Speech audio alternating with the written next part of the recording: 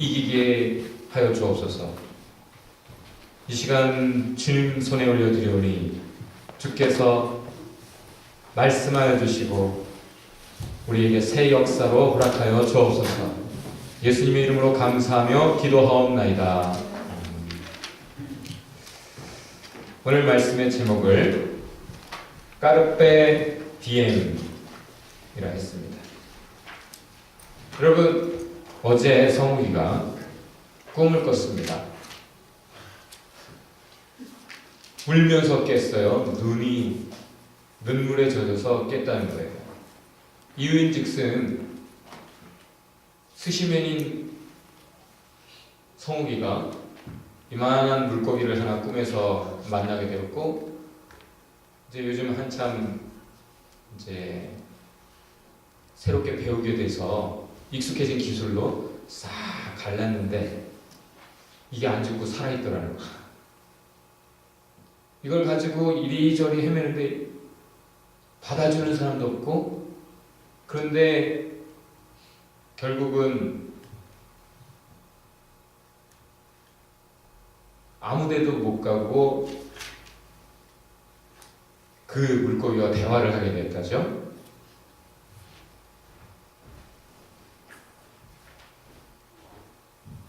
물고기가 너무 아파 보이더랍니다. 아프니? 그랬더니 아파. 정말 많이 아파하더래요. 그 얘기를 듣고는 성우가 눈물을 흘리기 시작해서 그걸 들고 다니면서 내내 또 아프니? 아직도 아프니? 아파. 그래서 꿈에서 결국 울다가 깼는데 진짜 흥건하게 눈물 범벅이 돼서 깼다는 거죠. 그리고는 그 얘기를 또 미미한테 하면서 그 불쌍한 물고기 얘기를 하면서 또 울더래요. 눈물 많은 성욱이. 그 성욱이가 원래는 삥 뜯던 아이란 얘기예요. 애들 취업하던 성욱이 예수님 만나고 눈물 많은 청년이 되었습니다. 아니, 아저씨죠. 결혼했으니까. 그런데 성욱이를 싫어하는 사람이 없죠. 지금 남녀를 불문하고 성욱이를 좋아하는 이유가 무엇입니까?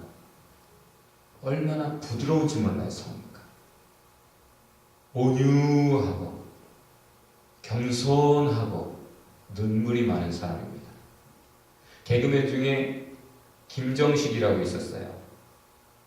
바풀떼기로 유명한 개그맨인데 그의 간증을 들었습니다.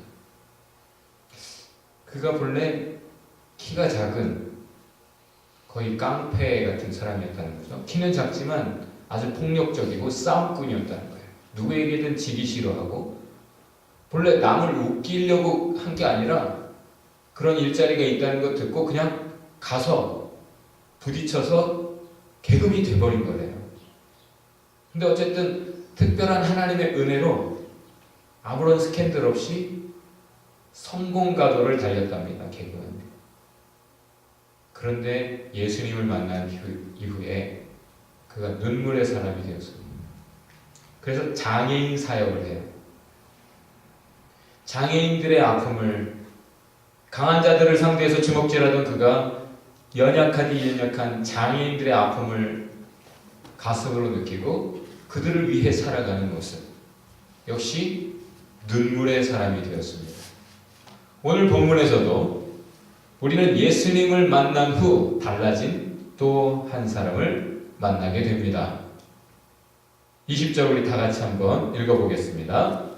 그런 다음에 그는 곧 여러 회당에서 예수가 하나님의 아들이심을 선포하였다. 누구 얘기죠? 예수님을 믿는 자들은 다 잡아 죽이던 사울의 이야기입니다. 아주 난폭하고 자기의 생각대로, 자기의 기분대로 자기가 판단하고 정죄하며 마구마구 사람들을 잡아 죽이던 사람이 이제는 전도자가 되었습니다. 회당에서 사람 많은 곳 찾아갔습니다. 거기서 선포합니다.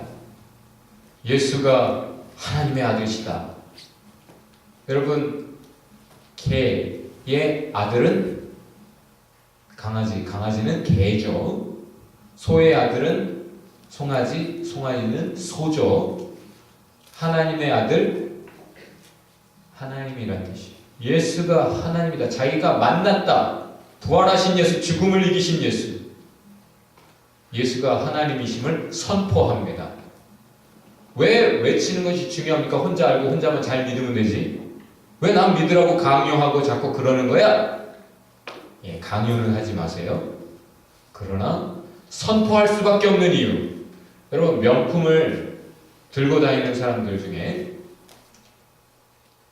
저 사람이 들고 있는 것이 명품인지 가짜인지 판단할 수 있는 방법이 있답니다. 명품을 들고 대중교통을 이용한다. 명품을 살 만큼이면 자기 차를, 기사를 데리고 다닐 만한 사람인데 명품을 들고 지하철을 탔다. 저건 가짜일 가능성이 크다. 뭐 이런 거죠. 근데 그 경우에는 요즘은 아무리 없어도 자기 있는 돈 다 해서 있어 보이려고 명품을 사기도 하고 렌트를 하기도 하기 때문에 이 말은 조금은 지금 시대에는 좀 안 맞는 것 같아요. 근데 또 하나, 명품이 가지고 가다가 비가 온다. 이게 명품이면, 진짜 명품이면 이걸 쌓아안고 비를 피해 달려간다는, 이 비 맞을까봐. 그런데 가짜면 이걸 뒤집어 쓴다는 거죠. 근데 무엇보다 중요한 거, 명품이면 자랑한다는 거예요. 이것이 진짜라는 걸 자꾸 남에게 말해주고 싶은 거예요. 가짜면 감추려고 한다는 거죠. 남하고 같은 명품을 들고 있을 때 그 사람 걸 보고 자기 걸 보는 사람은 가짜일 경우가 크답니다.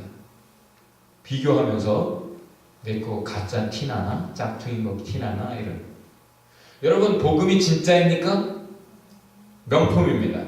그럼 어려울 때 이것을 지키려고 합니까? 아니면 이것을 뒤집어 써서라도 나를 보호하려고 합니까? 복음이 명품, 사실 진리입니까? 확인된 진리입니까? 그렇다면 그것을 여러분 남에게 말해주기 원해서, 자꾸 남에게 말하고 싶어서 안달이 납니까? 아닙니까? 남이 뭔가 더 세상 것을 가지고 있을 때 나는 복음을 가졌는데 저 사람 거보다 좀 감추게 됩니까? 아니면 그건 아무것도 아니야, 이게 진짜야 하면서 자신 있게 내 것을 더 전하게 됩니까? 사울은 예수가 하나님이심을 확인하게 되어서 이제 가만히 있을 수가 없습니다. 왜? 모두가 그걸 모르고 죽어가고 있는 거예요. 그리고 이것은 누구나 회개하고 믿으면 다 자기 것 될 수 있는 공짜예요. 이 명품은 공짜입니다. 그렇다면 이것을 혼자 갖고 있겠습니까? 아니면 불쌍한 사람들에게도 알려줘서 그 명품을 갖도록 해주겠습니까? 사울은 선포하고 있습니다. 예수가 하나님이심을, 이 명품 진리를, 복음을 사람들 많은 곳에 가서 자신있게 당당하게 여러분 외치고 있습니다. 복음을 부끄러워하지 마시기 바랍니다. 21절 다 같이 읽어보겠습니다. 그 말을 듣는 사람들은 다 놀라서 말하였다.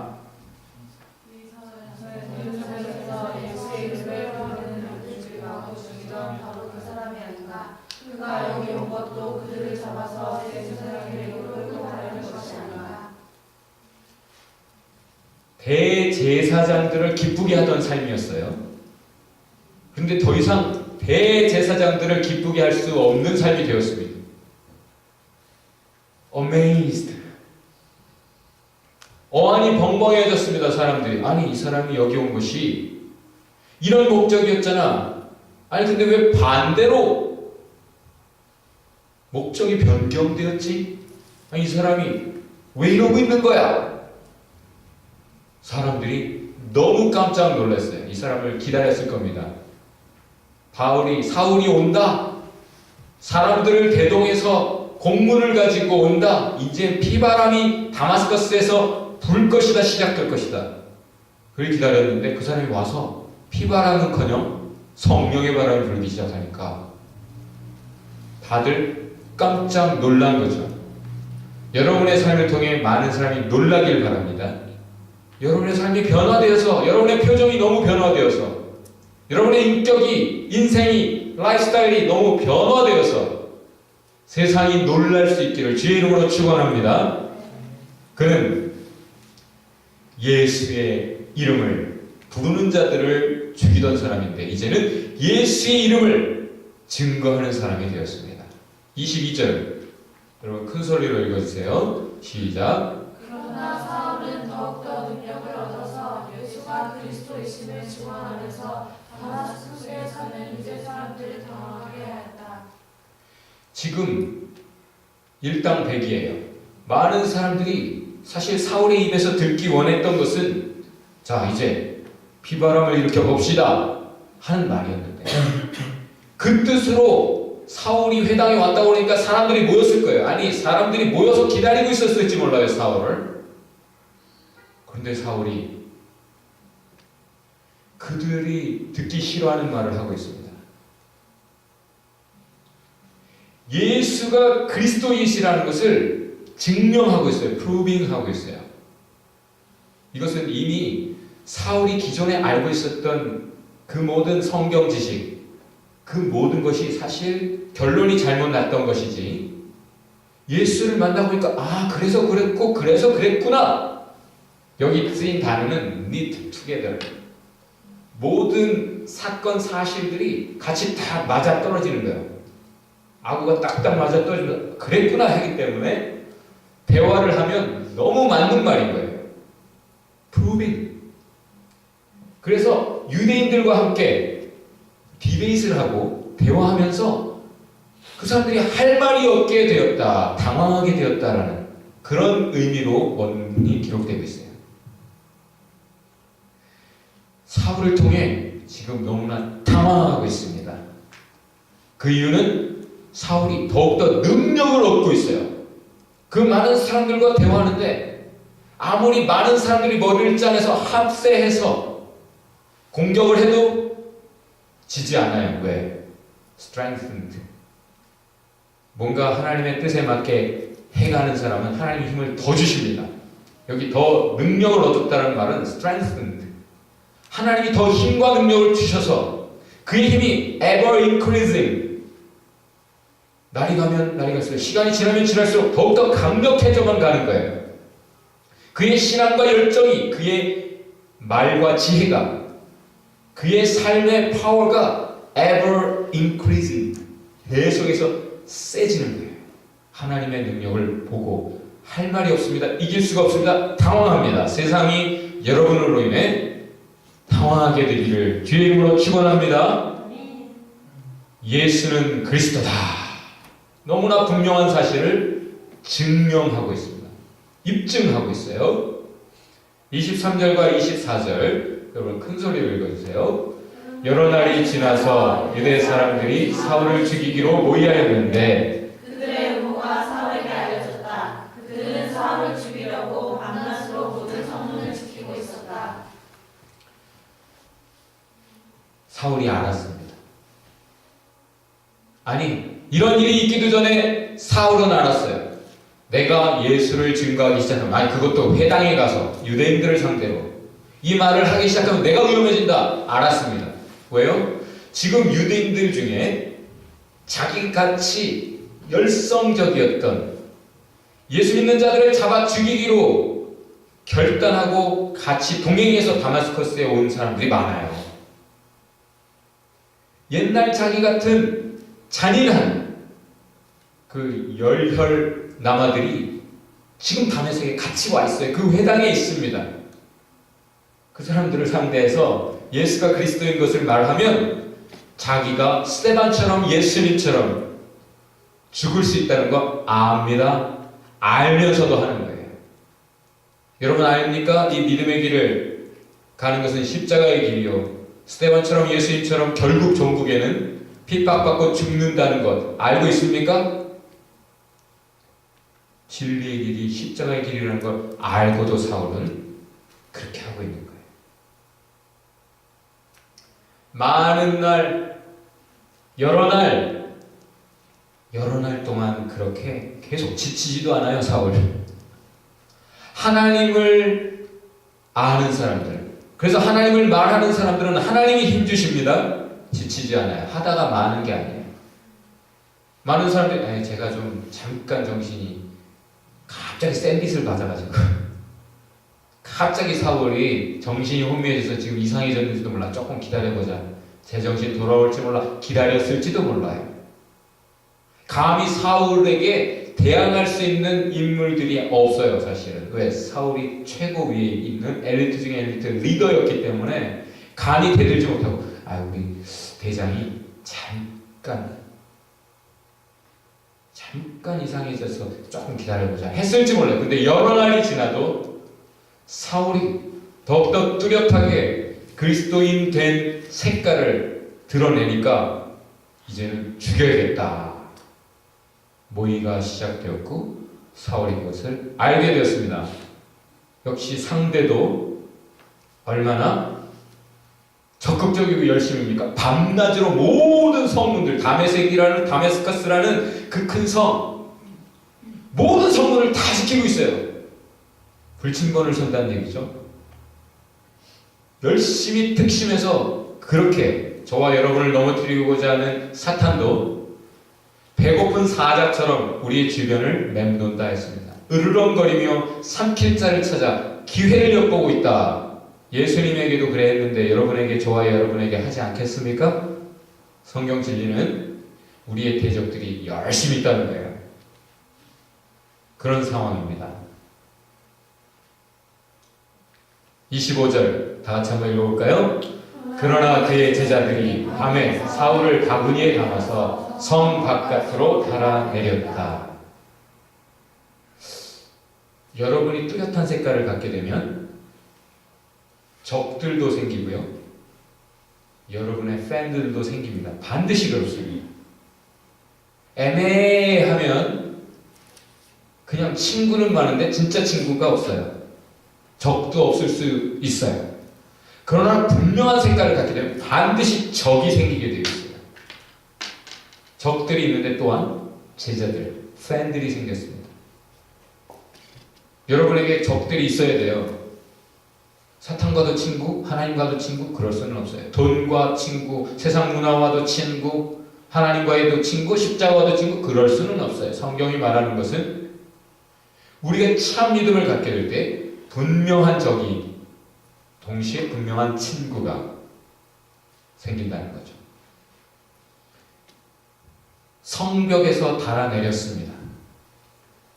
옛날에 여리고라는 성을 정탐했던 스파이들도 성벽에서 라합이라는 여인이 달아내려 피신시켰죠. 옛날엔 성벽에 그런 창문들이 있어서 그리로 달아내렸다라는 것이죠. 근데 여기서 특이한 것이 지금 사울답지 않은 것 같아요. 그죠? 사울 한 성격 하잖아요. 누구에게 지지 않던 사람이에요. 실력 행사하면 상대를 무찌르고 이제는 편이 달라졌으니까 이제 그리스도인들을 보호하기 위해서 저 악당들을 완전히 멸해야겠다 이렇게 생각할 수도 있지 않아요? 사울이 그리스도인들을 위해, 교회를 위해, 하나님의 역사를 위해 저 악한 자들을 다 멸하자 이렇게 생각할 수도 있지 않아요? 사울이 성격이 달라져 버렸어요. 피합니다. 회당에 갔던 이유도 너희가 잘못했어! 꾸짖기 위해서가 아니라 우리가 잘못 알았습니다. 예수가 하나님이요 예수가 그리스도입니다. 우리가 기다리던 그 구원자이십니다. 성경이 그렇게 내내 얘기해왔던, 우리에게 예고해왔던, 우리가 그렇게 기다려왔던 메시아 구원자이십니다. 그걸 가르쳐줌으로 해서 그 사람들을 살리기 위한 사랑이죠. 사랑에서 출발한 것이었어요. 성품 자체가 달라졌습니다. 그리고 바구니를 타고 내려왔어요. 여러분 바구니 하면 뭐가 생각나요? 바구니 속에서 살아난 인물 모세입니다. 여러분, 사울이 이제 나중에 바울이 되죠. 이 사울이 예수님을 만났기 때문에 달라졌죠. 모세도 하나님을 만났기 때문에 달라졌습니다. 떨기나무 그 앙상한 가지에 불이 붙으면 확 타버릴 수 있는 그런 나무인데 불이 붙었는데도 이게 타 없어지지 않는 것을 보고 놀래서 가까이 갔다가 하나님을 만나버렸잖아요. 그가 자신의 생애에 태어날 때부터 하나님의 역사가 있던 것을 알았습니다. 여러분 알아요? 여러분의 지나온 생애에 하나님의 역사가 있던 것을 압니까? 여러분이 기억지 못하고 여러분이 모를지라도 하나님의 역사가 지금까지 있었을 것입니다. 모세의 생애에 태어날 때부터 자기가 죽을 뻔했는데 3개월 동안 엄마가 숨겼다가 바구니에 담아 나일강에 띄웠고 그러다가 구사일생으로 공주에게 측은한 마음을 하나님 주셔서 공주의 아들로 왕궁에서 컸다는 것. 그런데 자기에게는 할례가 몸에 표식이 있어서 이게 도대체 웬일인가? 나중에 알고 보니까 아론이란 형도 있고 미리암이란 누나도 있고 자기가 유대인이라는 것. 자신의 생애에 하나님의 역사가 있었던 것을 모세가 알았습니다. 그런데 40세에 그렇다면 내가 알게 되었으니 이 사실을 알게 되었고 하나님의 약속 다시 이스라엘을 하나님이 사랑하시는 그 민족을 하나님께서 구원하시기로 한 그 약속 나를 통해 하시려나 보다. Here I am, Lord. Send me, use me. 이런 마음이 있었을 거예요. 그러나 내가 왕자로 컸기 때문에 모든 전술 전략 다 알았고 리더십 탁월하겠대요. 다 배웠고 이미 전쟁 영웅 자신 있다. 자신의 지혜와 자신의 능력, 자신의 경험, 자신의 꾀, 자신의 열심으로 하려다가 실패했습니다. 시작하자마자 사람 쳐 죽이고 도망자가 되어버렸어요. 그가 자신의 능력으로 지혜로 열심으로 하려 했기 때문에 실패했어요. 겸손해지는데 40년 걸렸습니다. 은둔 목자로서의 40년의 생활. 그러다가 이제는 난 아무것도 할 수 없어. 옛날에 배웠던 것도 다 잊어버렸어. 이제는 난 아무것도 할 수 없어요. 주님이 만나서 내가 너를 보내서 내 민족을 구원하려고 한다. 할 때 주님 저는 못해요 할 만큼 겸손해졌습니다. 온유해졌어요. 그가 이제 다시 세컨 찬스, 다시 하나님이 기회를 주셔서 그를 겸손해지게 하신 다음에 다시 세컨 찬스 기회를 주셔서 보내십니다. 그 뒤에 그는 옛날의 모습이 없어요. 다시 그런 잔인한 자기 수가 아니면 주위를 살펴서 이놈을 살짝 제거해야겠다. 때려서 감추는, 죽여서 감추는, 살인을 하고도 그 다음에 사람들 앞에 당당하게 나서서 또 뭔가 자기의 계획을 또 계속 추진해 나가는 그런 모습이 없어요. 아주 부드러워졌습니다. 어느 정도인가? 당시 자기 민족을 구해낸 사람 자신 모세입니다. 하나님이 특별히 쓴 사람 모세예요. 그런데 자기에게 도움을 입은 주제에 자기 때문에 자유를 얻어 그 학대받던 이집트의 생활을 청산하고 하나님 은혜 가운데 기적을 체험하는 오늘을 살고 있는 주제에 그들이 모세에게 대항하고 권위에 도전해요. 그때 모세가 니들이 감히 How dare you 그러잖아요.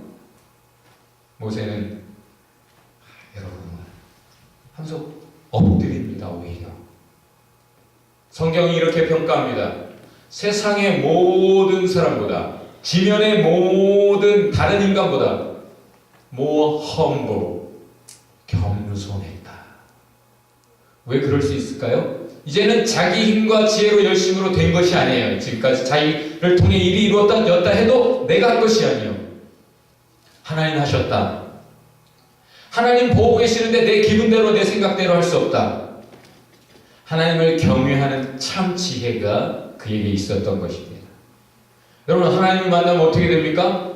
하나님의 존재를 알게 되면, 하나님을 정말 체험하게 되면 하나님을 경외하게 됩니다. 하나님을 경외하는 것이 지혜의 근본이라 참 지혜의 사람이 됩니다. 그는 하나님을 보고 계시기 때문에 겸손합니다. 온유합니다. 내가 했다 하지 않습니다. 하나님 앞에 그저 무릎 꿇을 뿐입니다. 모세가 그런 사람이 되었어요. 그 겸손과 온유한 모세 때문에 하나님의 역사 어메이징 이루어졌습니다. 그런데 이와 반대되는 인물이 하나 있어요. 누굴까요? 구약의 동명이인 사울. 그는 왕이었습니다. 그는 처음에 얼마나 겸손했는지 몰라요. 진짜 잘난 사람이었어요. 보통 사람이 이렇게 딱 서 있으면은 그 사람만 머리가 하나 이만큼 더 있어요.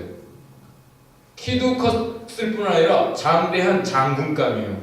딱 봐도 아, 인물이다. 하나님이 우리 민족을 구원해낼 하나님이 쓰실 인물이구나. 딱 보면 알 수 있는 그런 사람이었는데도 불구하고 겸손했습니다. 하나님이 그를 선택해서 왕으로 쓰시겠다 하는 그때에도 숨어요. 나는 할 수 없어요. 할 수 없어요. 그래서 숨어요. 그랬다가 갑자기 하나님이 기회를 주셔서 그때 갑자기 하나님의 성령이 임하니까 떨치고 일어나 민족을 구원합니다. 그때 아유, 저 소심한 저 사울이 우리 민족을 구원하기나 하겠어? 라고 사람들이 생각했다가 처음에는 아유 저거 아니야 대놓고 사울을 비방했던 사람들도 있는데 그런 구원의 역사가 이루어진 다음에는 사람들이 당신을 욕하던 사람들을 다 잡아 죽이자. 당신의 정권이 이제 시작되는데 정적들을 숙청해야 되지 않겠는가, 이런 말일 수 있어요. 그럼 그 뒤에 정치 생활이 얼마나 편해지겠어요. 그때 사울이 이렇게 말합니다. 하나님의 구원이 있는 날입니다. 하나님께서 우리에게 구원을 주셨는데 이 날, 이 기쁜 날 우리가 잔인해서는 안 됩니다. 그들을 다, 정적들을 다 용서해주는 온유함이 있습니다. 사울은 처음에 겸손했고 온유했습니다. 그래서 그를 통해 하나님의 역사가 놀랍게 어메이징 계속되고 있었어요. 그런데 이 사람이 왕이 돼서 잘 나가다 보니까 은근슬쩍 즐기는 것이 생겼어요. 뭘까요? 사람들이 박수 쳐주고, 우와, 우리 사울왕 진짜 대단해. 우와, 최고. 그러니까 사람들의 평가가 대단히 중요해졌어요. 그에게. 그리고 하나님을 두려워해서 겸손했던 그가, 하나님을 두려워해서 사람들에게 온유했던 그가 이제는 하나님이 아닌 적들을 두려워하게 됩니다. 그래서 거인들을 대동해서 적들이 나오니까 싸울 생각을 못하고 그냥 벌벌 떨고 있어요. 그러다가 하나님이 그의 아들 요나단 한 사람을 통해 승리를 주세요. 하나님이 이루어가시는 승리, 그 행진 속에서 사울이 오늘 중으로 아무것도 먹지 마. 적들을 다 멸하기까지 먹지 마. 그랬다가 나한테 죽을 줄 알아. 자기가 하는 것처럼.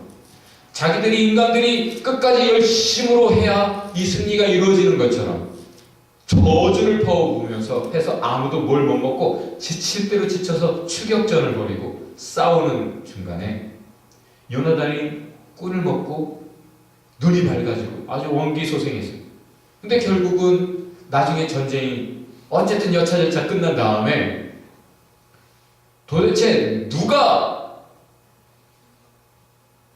내 뜻을 어기고 내가 원하던 결과를 얻지 못하게 한 것이냐, 막 제비를 뽑았더니 누가 나와요? 요나단이 나왔어요. 요나단이 시초로 그 사울의 뜻을 거스려 사울에게 좌절을 안겨준 사람입니까? 그때 어떻게 합니까? 자기 아들인데도 자기가 죽은 다음에 이스라엘을 맡길 만한 아들이라 생각했던 그 요나단인데도 순간 분개해서 아들을 죽이려고 해요. 온유했던 사울이, 겸손했던 사울이 자기가 뭐 하는 것처럼 말을 하고 행동을 할 뿐 아니라 자기 뜻을 좌절시키는 아들까지도 죽이려는 잔인함이 보이는 것이죠. 그 처음에는 사실은 기다려야 되는데 선지자가 오지 않으니까 사무엘 선지자를 기다리다 못해 자기가 대신 해버려요. 사람들 떠나갈까 봐. 얼마나 교만해졌는지 하나님을 두려워하지 못하고 자기가 선지자의 일을 해버리는 거예요. 그래서 하나님께 꾸중을 들었어요. 사실 겸손해졌어야 됩니다. 그 꾸중 속에서. 그런데 오히려 그렇게 자기가 망가뜨린 현실 속에서 하나님의 꾸중을 들었음에도 불구하고 겸손해서 하나님을 두려워하고 온유해지지 않고 그가 오히려 남 탓하며 남에게 잔인함을 나타냈던 거죠. 그를 하나님이 버리셨습니까? 아니요. 하나님이 다시 세컨 찬스를 주셨어요. 하나님이 사울에게 다시 한번 순종하나 보려고 세컨 찬스를 주셨습니다. 그가 나가서 행하기는 했는데 하나님의 말씀을 어기고 백성들의 말을 더 귀담아 듣고 백성들이 원하는 대로 하나님의 말씀을 버려버리고 하나님께 불순종하고 백성들의 말을 순종해서 하나님의 뜻을 저버렸어요.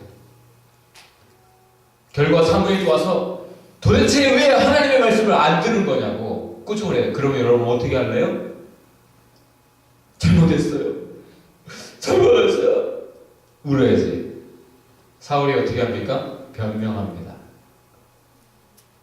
내가 하나님 말씀대로 했어요. 근데 이것만 이렇게 한 거예요. 어쩔 수 없었어요. 하면서 계속 변명을 하고 있어요. 하나님 두려워하지 않는 사람, 망하는 사람의 특징. 불순종, 변명. 그리고 결국 그가 어떻게 됩니까? 사무엘 선지자 앞에서도 겸손하지 않던 그가 하나님을 두려워하지 않으니까 이제 계속 살육을 행하고자 해요. 누굴 죽이려고 쫓아다니죠? 다윗을 죽이려고. 그 온유했던 사울이 정반대의 모습이 돼서 망하는 그런 역사를 우리가 읽게 됩니다. 그는 하나님이 주신 기회를 잃어버린 거예요.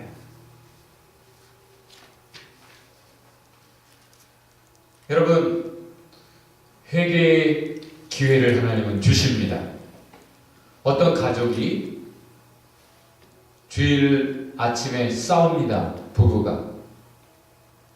아내는 교회를 가야 된다 라는 거예요. 남편은 오늘 날씨도 이렇게 좋은데 나들이 가자 하는 거예요. 부부싸움을 한참 하고 그 다음에 결국은 남편이 그래 알았어 그러면 가는 길에 교회 들려서 예배 드리고 가자. 그래서 알았어 그렇게 하자. 그렇게라도 하자. 그러고 온 가족이 차에 올라탔습니다. 가다가 우회전하면 교회, 직진하면 고속도로. 우회전하는 척하다가 남편이 고속도로로 직진을 해버렸어요. 아니 당신 왜 이러냐고 했지만 때는 이미 늦었습니다. 고속도로에 들어서 버렸어요. 결국 그렇게 가던 그 차가 정면 충돌해서 온 가족이 그 자리에서 즉사했대요. 주변의 모든 사람들 그 사실을 압니다. 아내는 교회 가자고 하는 사람이고 남편은 교회 가기 싫어하는 사람이었다는 걸 알아요. 그래서 믿는 사람 믿지 않는 사람 이구동성으로 모두가 하는 말 차라리 교회 갔더라면 그날 하루 날씨가 아무리 좋더라도 그날 하루만 참고 교회 갔더라면 온 가족이 살았을 것을 그렇게 말을 했다는 거예요. 분명히 이 가족에게 여러 번 회개의 기회를 주었을 것입니다. 그 아내에게 여러 번 기회를 주었을 거예요. 돌이킬 기회를 줬으나 결국 그 기회를 잡지 못했고 계속 타협하다 현실과 타협하다 그릇된 길을 계속 가다가 결국 그런 결말을 맞았다. 그렇게 여러분 잘못하면 주님이 바로바로 매 때리시던가요? 네, 제가 한국에서 알던 어떤 교수님은 이렇게까지 말을 했어요. 만약에 잘못할 때마다 바로바로 이렇게 막 때리시는 하나님이라면 그런 쪼잔한 하나님 나는 안 믿겠다고 어떤 신학교 교수님 그렇게까지 말을 했어요. 아니 저는 그렇게 생각하지 않습니다. 뭐가 잘못됐을 때 초장에 하나님이 깨우쳐 주시고 그러지 마 하고 엄하게 했으면 많이 빗나갈 수 없어요. 어긋난 길로. 그렇죠? 스스로가 되게 조심해서 하나님 경외하면서 살고 바른 길을 잘 갔을 거예요. 그러나 하나님이 그렇게 매번 안 때리시더라고요. 하나님은 오래 참으십니다. 바로 매 때려주시는 게 사랑이지. 그럼 감사하지요. 전에 어떤 교회에서 성경 공부를 하는데 어떤 40대 중년 50대였나 50 가까운 중년 아주머니가 한 분 오셨어요. 초신자라 그렇게 자기를 소개하고 교회에 왔습니다. 그리고 성경 공부를 하나를 참석하더니 안 가고 제 앞에 와서 우는 거예요. 그리고 자기 이야기를 합니다. 사실 자기가 결혼하기 전에 청년 시절에 청년 회장도 했다라는 거예요. 그렇게 잘 믿던 신앙인이었다는 거죠. 그런데 그가 안 믿는 남자와 결혼을 하게 된 거예요. 그러면 안 된다는 거 몰랐던 거 아니고 그렇지만 합리화하면서 자기 길을 합리화하면서 변명하면서 내가 전도할 거라고 그 집안 다 전도하러 내가 선교하러 간다고 그러고 들어갔다는 거죠. 처음에는 남편이 결혼할 때부터 그래 나 결혼해주면 내가 당신과 함께 교회 갈게 했는데 처음에는 한두 번 따라오던 남편이 그냥 오늘은 혼자 가. 결국 혼자 다니다가 나중엔 남편이 오늘은 부부 동반이야. 오늘만 교회 빠져. 그래서 결국 함께 몇 번 부부 동반으로 교회 못 가고 노는 그런 곳으로 갔다는 거예요. 그때 처음에는 이러다가 오늘 내가 큰 사고 나는 거 아니야? 하나님에게 매 맞는 거 아니야? 그런 두려움이 있었는데 아무 일이 없더래요. 산에 주일 교회 안 오고 산에 가면 다리 몽댕이 부러지면 얼마나 감사해요, 그죠? 근데 아무 일 안 일어나더라는 거예요. 그러면서 안 되는 줄 알면서 왜 그랬을까? 계속 마음이 편안해지더라고요. 그 길을 가면서. 나중엔 죄책감도 없어지고 자기 신앙조차 흔들리더라는 거예요. 나중에 신앙의 색깔조차 무늬조차 없어져 버렸어요. 그리고 20년, 30여 년 가까운 세월을 살다가 이민을 온 거예요. 이민 와보니까 교회가 커뮤니티 센터야. 마을 회관 같아서 한인이면 다 교회로 모이는. 그래 거기 가서 사람들이 이 타향사기의 외로움을 달래고 정보도 교류하면서 이민 생활이 이런 거구나 해서 교회를 왔다는 거예요. 그리고 성경 공부가 좋다니까 들어와 봤다는 거예요. 그리고 성경 공부를 하면서 깨달은 거예요. 왜 웁니까? 자기가 20년, 30년을 잃어버렸다. 하나님을 위해 살 수 있었던 기회, 하나님과 함께 하나님의 은총 속에 살 수 있었던 기회를 잃어버렸다. 하나님이 나를 그냥 버려두신 벌, 나를 다리 몽댕이 부러뜨린 게 벌이 아니라 내 길 가도록 버려두신 게 벌이었구나를 알게 된 거죠. 하나님 없는 삶을 살았다는 거예요. 그동안. 여러분 에덴 동산에서 하와가 뱀하고 잘못된 대화를 할 때 하나님 딱 나타나셔서 야, 얘 말 믿지 마. 참견하셔서 더 이상 못 가게 하시면 여러분 좋았을 것 같죠? 아마 하와가 하나님이 말리는 거 보니까 진짜 얘 뱀의 말이 맞나 보다. 이렇게 생각했을 수 있어요. 오히려 사람이 일단 자기가 선택한 길을 가면 그 길을 막아서는 사람 싫어합니다. 딴소리 하는 사람 미워합니다. 자기 듣고 싶어하는 말 따로 있어요. 그래서 나중에는 설교자들을 가를 것이다. 성도들이 설교자들을 바꿔치기 자꾸 이 사람 마음에 안 들어. 또 바꾸고 자기 듣기 좋은 설교하는 사람을 찾아 계속 바꿀 것이다. 밴쿠버가 왜 영적으로 피폐합니까? 설교자를 성도들이 바꿔요. 자꾸 바꿔요. 설교자들이 왜 그렇게 설교하냐고 자꾸 그래요. 하나님은 자유의지를 주시고 지켜보십니다. 길을 갈 때, 선택할 때 그걸 막으시기보다는 때로는 막으시기도 해요. 저 같은 경우 뭔가 말을 딱 하려고 그랬는데 갑자기 전화벨이 울린다. 그 말 하지 말라는 뜻이에요. 하나님. 그런 경우들이 있어요. 감사하죠? 근데 보통의 경우 하나님은 이미 자유의지로 선택해서 가는 인간을 그냥 지켜보십니다. 경고를 언제 주시느냐? 그런 선택의 순간 이전해 주세요. 항상. 에덴 동산에서도 미리 말씀해 주셨어요.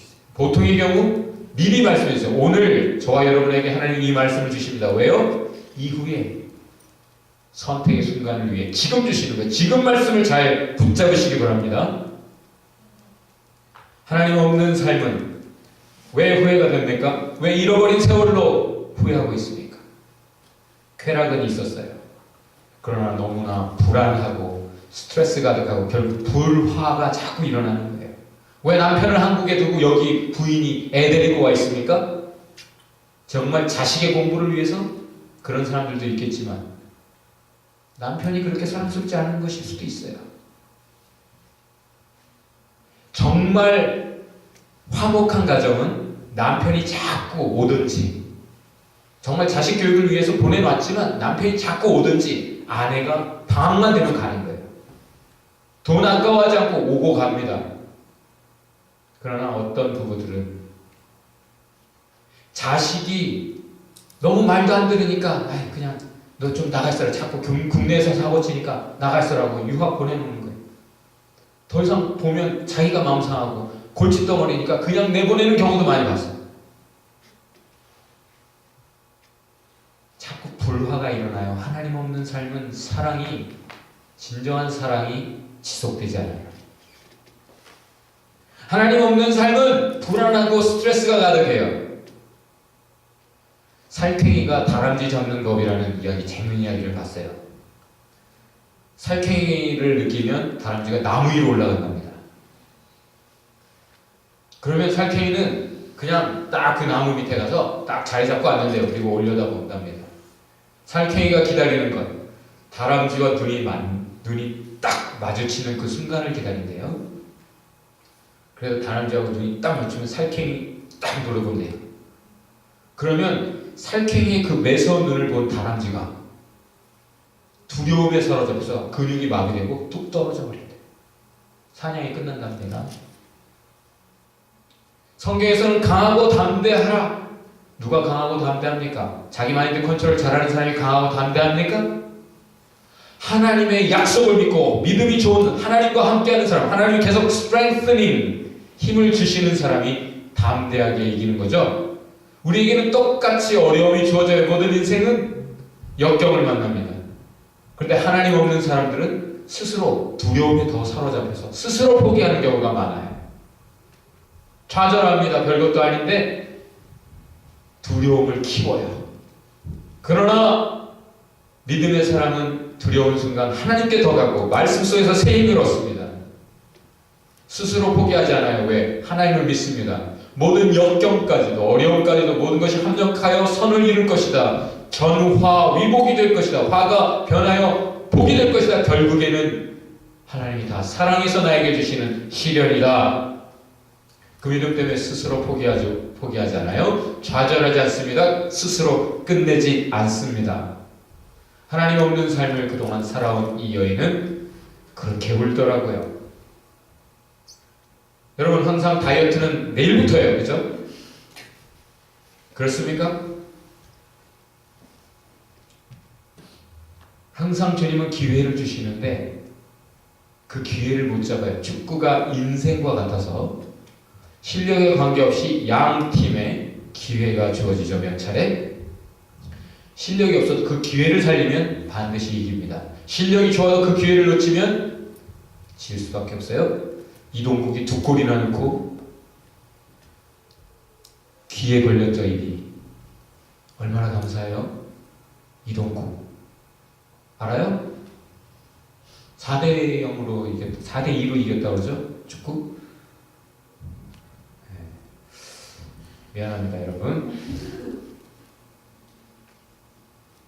까르페 디엠, 죽은 시인의 사회라는 영화 다 봤죠? 거기 로빈 윌리엄스 멋있는 선생님이 까르페 디엠이라고 말을 하면서 학생들을 격려합니다. 그것은 본래 오라치움의 시 오데스라고 하는 곳에 나오는 말인데, 까르페 디엠 꽝 미니멈 그레줄라 포스테로라는 말, 거기에 일부예요. 근데 그 영화에서는 번역을 하기를 까르페 디엠, 현재를 즐겨라, 이렇게 번역이 잘못되었는데, 본래 이 말은 무엇인가? 오늘을 잡아라, 그리고 내일이란 말을 최소한도로 믿어라. 오늘을 믿어라, 내일을 믿지 말라, 그런 뜻이에요. 내일이 없을지 모르니 오늘 최선을 다해라. 오늘의 기회를 잡아라. 그래서 영어에서는 문제가 없어요. 로빈 윌리엄스가 까르페 디엠 해놓고 seize the day, 오늘이라는 기회를 잡아라, 이런 뜻이었거든.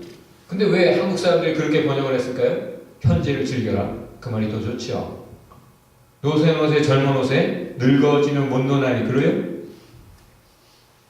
의지적으로, 의도적으로, 인텐셔널리 실수한 것 아닐까? 어떤 사람이. 여러분, 어떤 말이 더 좋아요? 오늘을, 기회를 잘 잡아서 열심히 살아라가 좋아요? 아니면 그냥 오늘 즐겨, 이 말이 더 좋아요? 많은 사람이 이것을 더 위로 삼지요. 그 말을 더 친구가 해주면, 야야, 오늘을 열심히 살아야 돼, 이런 말 하는 친구 밉죠. 근데 야 괜찮아, 야 오늘 즐기자, 그러면 그래 고마워 친구, 그리고 같이 편안해지죠. 오늘은 어제 죽은 이들이 갈망하던 내일이다. 오늘이라는 기회를 하나님이 주셨습니다. 지혜야, 지혜란 무엇일까요? 지혜란 바른 길로 알게 하고 가게 하는 보물입니다. 사울이 그걸 얻었죠? 바른 길로 가는 사람에게 뭐가 있을까요? 확실한 길을 가고 있으니 평안합니다. 평안한 사람에게 나타나는 특징, 온유합니다. 누가 화를 내든 말든, 누가 반대하든 말든, 그거 뭐 나로 믿게요. 괜찮아요. 내가 지금 확실한 길을 가고 있으니까, 보장된 길을 가고 있으니까 평안하고 온유합니다. 왜? 임마누엘의 은총이 있으니까, 하나님이 나와 함께 하셔서 하나님이 나의 모든 것을 돌보시니까. 여러분 평안하십니까? 사울이 그 하나님을 만났고, 그래서 모든 것을 밝히 보게 되었어요. 비늘이 벗어져서. 그래서 하나님을 경외하는 대신 사람을 사랑하게 되었습니다. 그 주신 기회, 다시 주신 세컨 찬스, 즉시 살려서 십자가의 길을 사울이 시작한 겁니다. 나는 연약한 인간이지만 플러스 하나님의 ever strengthening life를 살아가는 거죠.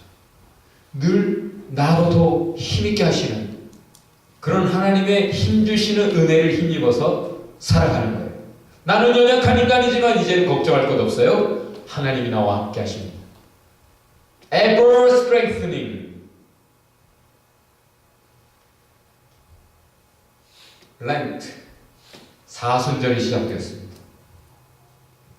그것은 항상 Ash Wednesday, Ash라는 것은 재, 타고 남은 재죠. 유대인들은 회개할 때 재에 앉아 재를 무릅쓰고 회개하며 금식하며 기도했어요. 회개에 상징하는 재, Ash Wednesday로 렌트는 시작됩니다. 다시 저와 여러분에게 렌트 세컨 찬스를 주십니다. 오늘입니다. 회개하고 결단하고 버리는 것이 있어야 되고 새로 붙잡는 게 있어야 돼요. Seize the day. 새로운 삶을 사울이 살아가고 있습니다. Carpe diem. 뭐예요? 즉시의 회개가 필요합니다. Carpe diem. 즉시의 회개. 그런 지혜가 저와 여러분에게 있기를 주의 이름으로 축원합니다. 자, 오늘 결론 말씀. 우리 옆에 사람에게 첫 번째 결론으로 서로 격려해 봅시다. 옆에 사람 손을 잡으면서 눈을 들여다보면서 권면해 주세요. 생생하게 기억에 남도록 말해 주세요. 두 번째, 늘 힘주시는 삶을 살아라. Ever strengthening. 하나님이 힘주시는 삶이 되길 바래요. 친구가 야 그냥 오늘 즐겨. 그런 말에 힘 얻지 마세요. 하나님이 주시는 힘으로 이기시기 바랍니다. 세 번째, 늘 주님을 경외하라. 주님을 경외하는 사람에게 세 가지 특징이 있습니다. 뭐죠? 하나님을 경외하기 때문에 겸손. 하나님을 경외하는 사람은 자기 기분대로 자기 생각대로 더 이상 살 수가 없어요.